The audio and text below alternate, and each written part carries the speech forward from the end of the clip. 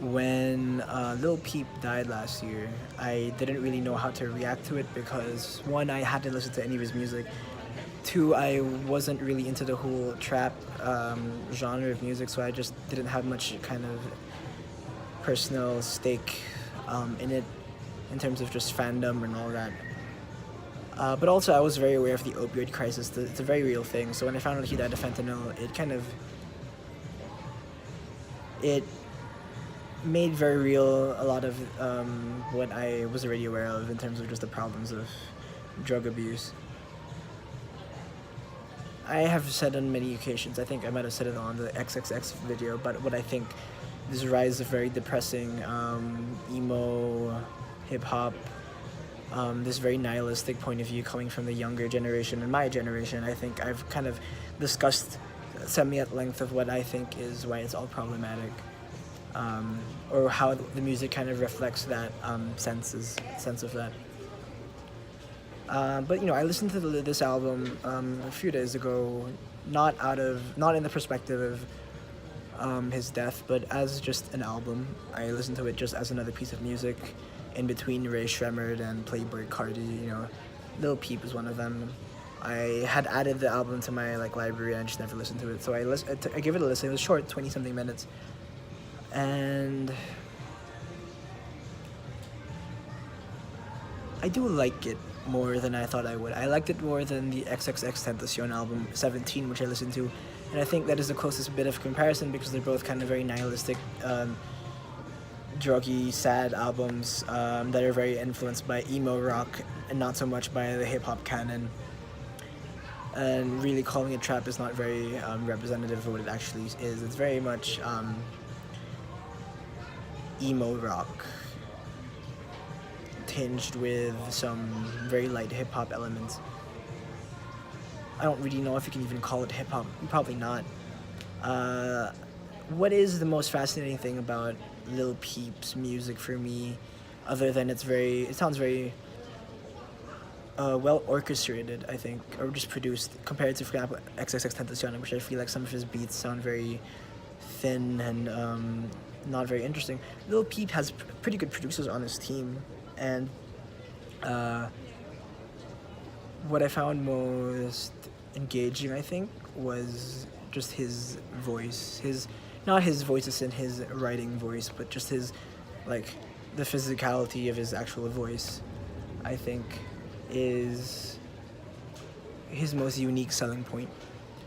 He has this very raspy, or he had this really raspy quality to his voice that gave his every kind of snarl an edge. And when I think about XXXTentacion, I think his voice is kind of not very distinctive. And what makes him more, what distinguishes X more for me, I think, is just his aesthetic. My biggest issue with these recent crop of musicians, of rappers, isn't necessarily that I think some of their music is very, not necessarily because I don't think there's that much care into the artistry of their lyricism. That's not really my problem with it, My problem is not about the music. My problem is that it seems like a lot of them are pretty less than great human beings. They're pretty shitty human beings, at least in the perspective of what I'm being presented through the media, in terms of reading about all their, all these battery assaults. And I don't want to kind of point to the drugs, because the drugs, I think, are symptomatic of other problems, more societally based and probably culturally based. But they're beating up their girlfriends, they're beating up fans. I think physical violence crosses the line for me. But, I can still appreciate the music. And the music, it's okay, it's not bad. Save That Shit, Awful Things. The singles, I think, were pretty... So I listened to the album, first few songs, I remember feeling like, whoa, wow, this is actually pretty decent. I can imagine myself if I was 12, 13, while I was still listening to, back then what was popular was Fall Out Boy, Panic at the Disco. But I think Panic at the Disco still makes music. I have no idea how. Brendan Urie must be pretty old, but, you know, emo. When emo was when I was in the emo phase of my middle school life, I can imagine why I would be into Lil Peep. He's very edgy. He has a very distinctive voice. The music is very solidly produced. Just recently listened to the new one that came out, the posthumous one. I think they're trying to put another album together based on unfinished tracks.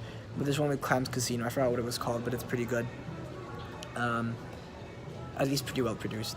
So yeah, Lil Peep. I don't really have that much to say about the album except that I enjoyed it to some degree. I think towards the end I kind of lost. It was only 20-something minutes, but towards the end of the album I kind of lost interest. But overall, I think it's worth listening to. It sucks that he passed away too young. He probably could have improved and progressed his sound in very interesting directions if he had more time. But you know, opioids is a bitch.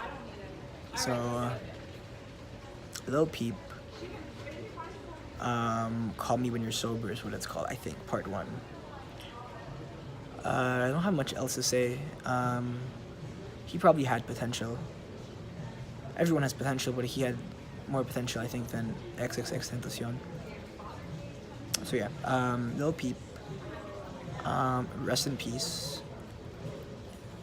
I'm looking forward to hearing some of his posthumous songs.